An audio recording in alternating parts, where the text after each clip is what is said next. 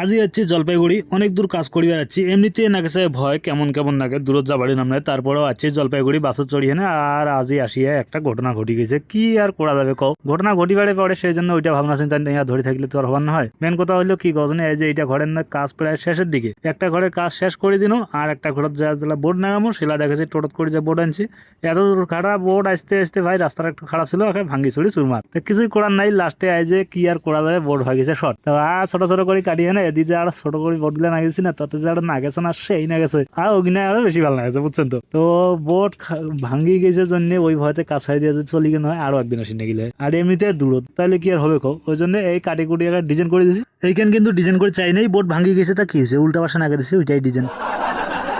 আজই কাজ করিবার আসিবার কথা ছিল না, তারপরেও আসিনো অনেক জোরজবস্তি করার পরে আসি। আর পৌঁছানো আমরা একটা কি 1:30টার দিকে, দুপুর 2টার সময় কাজত পৌঁছেছি। তারপরে কাজ হ্যান্ডওভার দিয়া বাড়ি এসে রাতের 10টার সময়। আর এই যে কোটটা, এইটা জলপাইগুড়ি আমার কোট নয়া কোট, তা কেমন লাগেছিল কও ডিজাইন খান।